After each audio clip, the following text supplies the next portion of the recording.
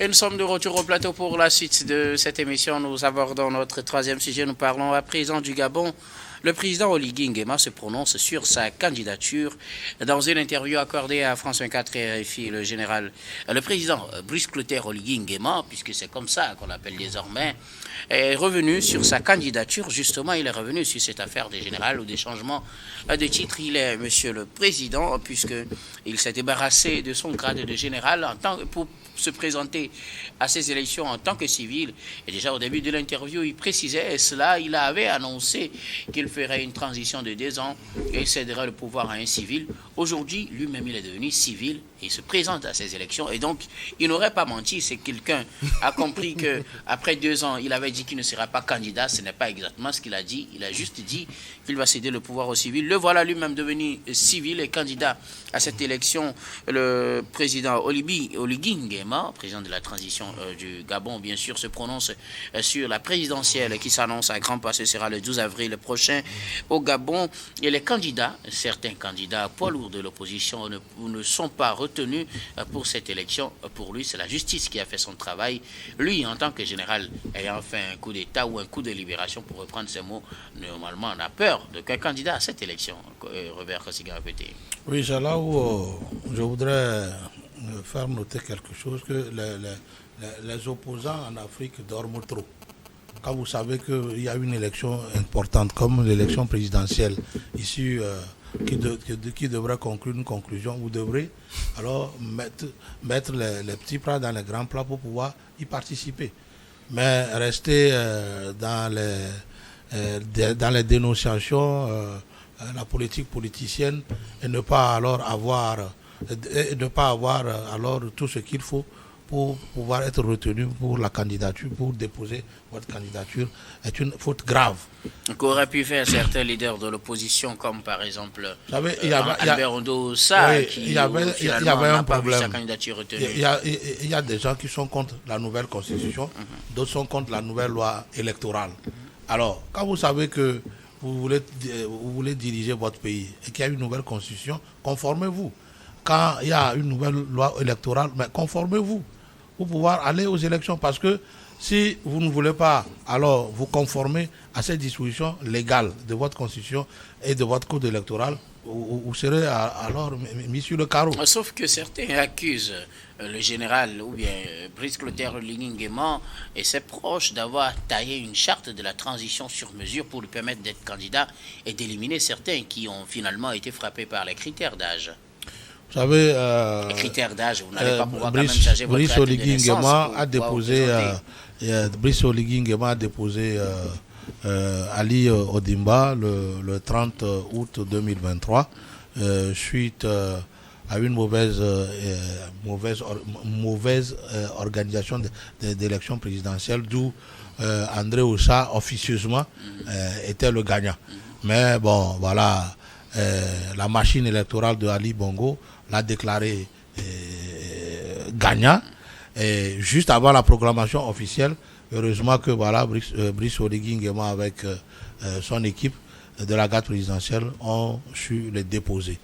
Et il avait dit tout de suite qu'il n'irait pas aux élections, mais lui-même il a encore dit dans son interview que grâce à l'assise, c'est ça non, à l'assise nationale, et voilà, à l'assise nationale qui remplaçait l'Assemblée nationale, a décidé que voilà, c'est la nouvelle constitution qui dit que voilà, et les militaires et les magistrats peuvent alors aller à ces élections-là.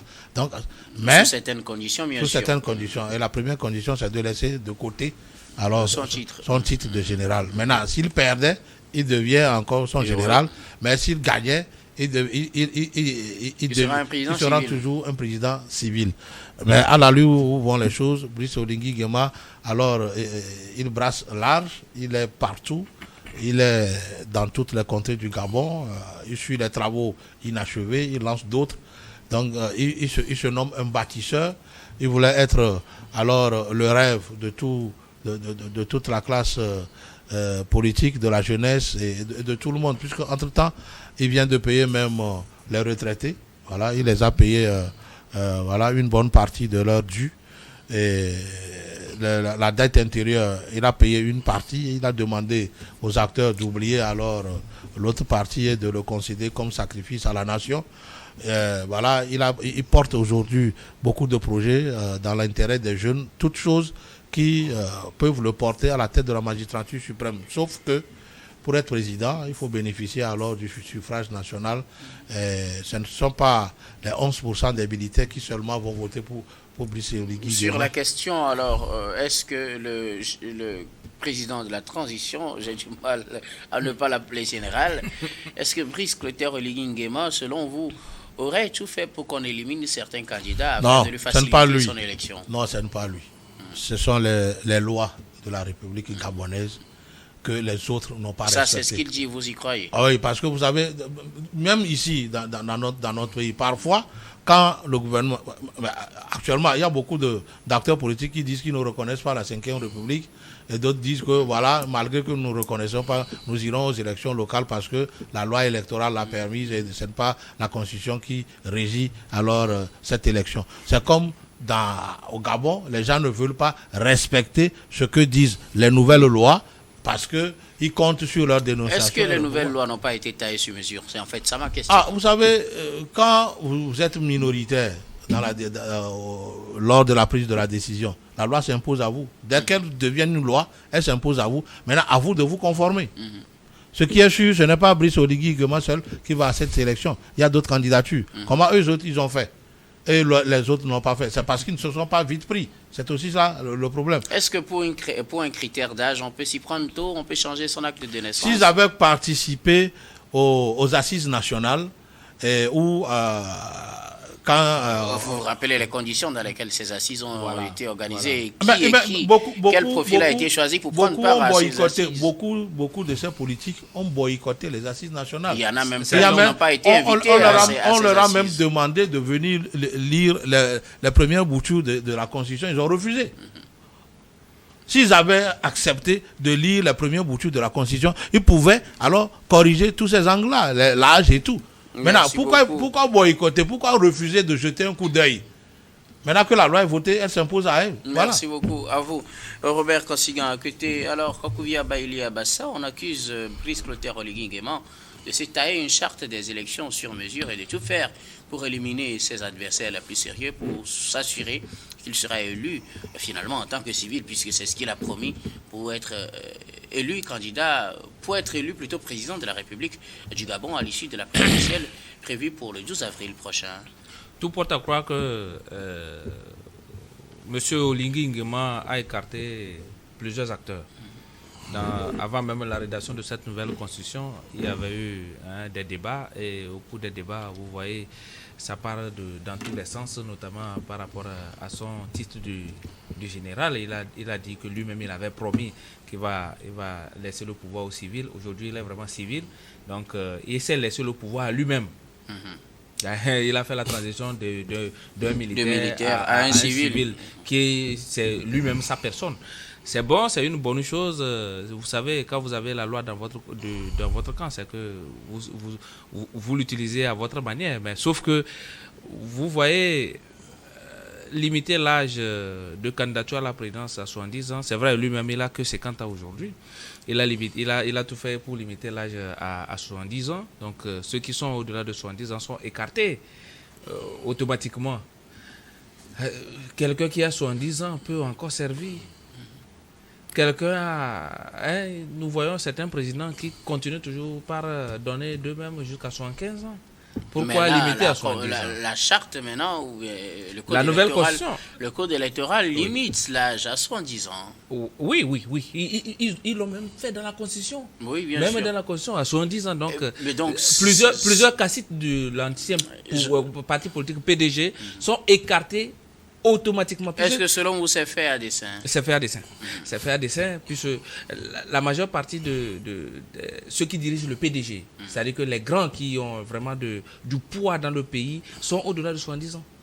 Ceux qui sont moins de 70 ans, ce ne sont que des gens qui, pour certains, des politiciens qui se cherchent encore dans ce pays.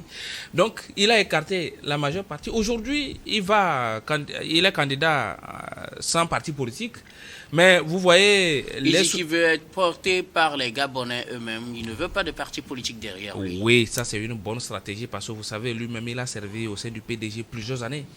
Il a servi au sein de ce grand parti plusieurs années. Nous savons comment il a noué cette tentacule au sein de ce parti même avant de lancer le coup d'État. Donc, ces personnes sont toujours à sa solde. Vous voyez combien de personnes au sein du PDG s'opposent à ce coup d'État. Ils ne sont pas opposés. Les meetings qu'il a organisés après le coup d'État, même les gens qui étaient au sein du PDG, même les premiers ministres, les anciens premiers ministres, ont participé à ces meetings qu'il a organisés et ils ont même pris la parole pour le soutenir. Donc, c'est un coup d'État au sein du parti politique, une révolution du palais qui a continué son boulot parce qu'il ne voulait plus que, juste qu'il ne voulait plus que l'un des fils du Bongo redevienne président après le départ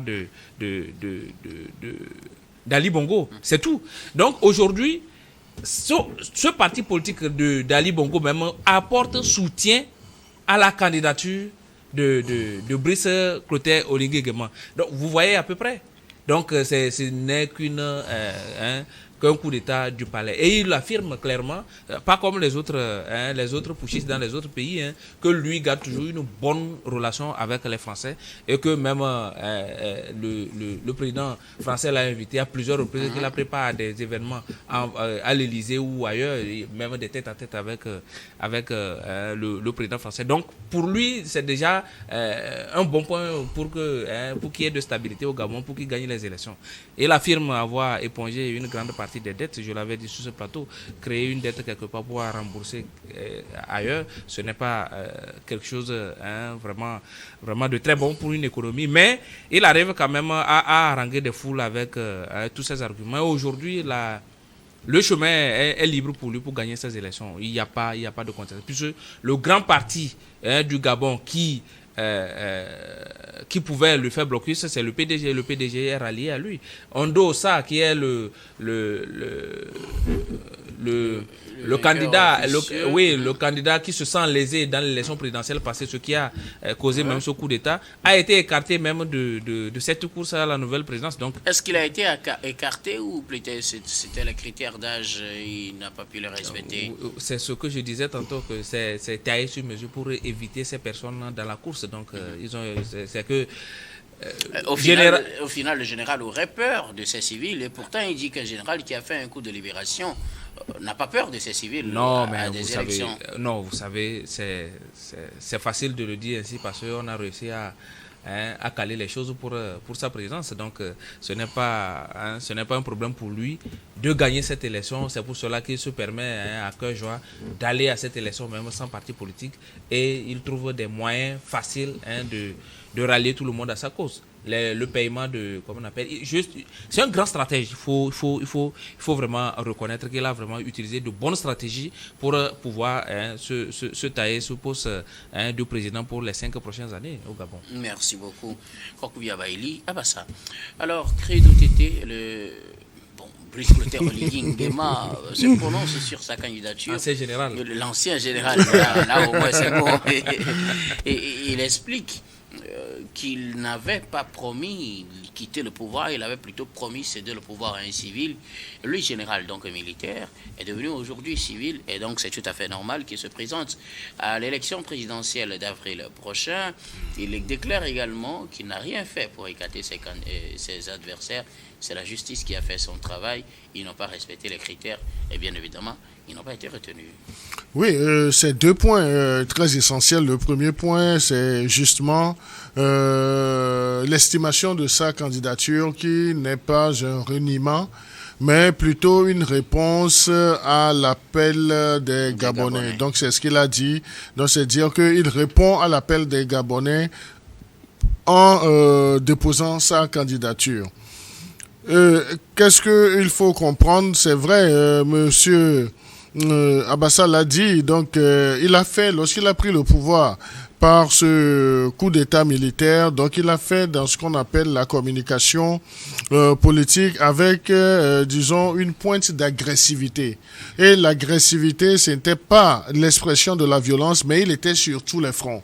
Donc, même au niveau de la jeunesse, même au niveau de la couche socio-culturelle, vous allez voir que l'ancien général Oligui Brice Clotaire était présent et il a même démontré ses qualités de meilleur danseur du Gabon parce que il a essayé de captiver l'attention de toutes les couches sociopolitiques du Gabon. Donc ça fait partie des stratégies de communication politique. Donc sur ce point, il a réussi. Et vous allez, le second point, c'est lorsque on tente de l'accuser qu'il a fait dans l'exclusion, il a dit non. Ce n'est pas de lui, donc l'exclusion de plusieurs acteurs clés dans la chose politique à cette présidentielle, que ce n'est pas son œuvre, mais c'est la loi, ce n'est pas sa volonté. Donc il a dit, donc si la loi dit que un candidat ne doit pas avoir plus de 70 ans, donc je ne pense pas que il va dire parce que lui n'en a pas encore ça, donc il l'a fait, il a cousu de toutes mèches pour empêcher. Donc je crois qu'il faudrait apprendre aussi à leur accorder le bénéfice du doute. Maintenant, sur le terrain, comment est-ce que ça va se passer? Donc c'est qu'il doit mouiller le maillot. Il doit mouiller le maillot pour avoir la confiance de tout le peuple gabonais, parce que c'est vrai, dans une autre mesure, que ces sorties rencontrent des engouements populaires. Mais maintenant, il doit aller à des points assez clairs, exposer sa vision de gouvernance pour le Gabon nouveau, et quelle sera clairement sa mission en tant que civil, et s'il arrivait à avoir le suffrage universel des Gabonais. Donc c'est sur ce terrain que son programme de société sera étudié. Et vous savez, c'est quelqu'un qui c'est un militaire, mais c'est quelqu'un qui a le sens de la communication, parce qu'il a su très tôt s'affirmer comme, disons, un ami de tous les Gabonais au lendemain de son coup d'État. Et il l'a dit dans son interview qu'il est le candidat de tous les Gabonais. Et il a touché un autre point, Guillaume, ce qui est intéressant. Vous allez voir que dans ce genre de choses, l'histoire nous apprend que lorsque on prend le pouvoir par autre moyen que par les élections, et puis on veut refaire les choses, on s'appuie sur un parti politique qui a, disons, les reins solides, les ancrages. Mais lui, il dit, en fait, il n'a pas de parti politique derrière lui, en ce sens qu'il se dit qu'il est l'émanation, qui est l'aspiration même de ce peuple gabonais. C'est pourquoi dans cette interview, il a clairement dit aux journalistes qu'il interviewait qu'il veut, je cite, être porté par le peuple gabonais, pas par un groupe ou un clan. Donc, ce qui est très important, et je crois que s'il continue sur cette lancée, il peut avoir l'assentiment de tout le peuple gabonais. À ce stade, on peut dire qu'il a plus de 60% d'assentiment. Maintenant, les Gabonais vont le juger beaucoup plus sur son programme de société, et lorsqu'il aura cette opportunité d'être élu, c'est là où on va l'attendre au carrefour, voir s'il va tenir ses promesses. Ce que le Gabonais demande aujourd'hui, c'est non seulement l'assainissement du paysage sociopolitique, mais que le train du développement puisse prendre en considération tous les paramètres de la société gabonaise. Merci beaucoup à vous tous pour vos contributions. Nous allons marquer une nouvelle pause, puis on reviendra tout à l'heure pour la dernière partie de cette émission.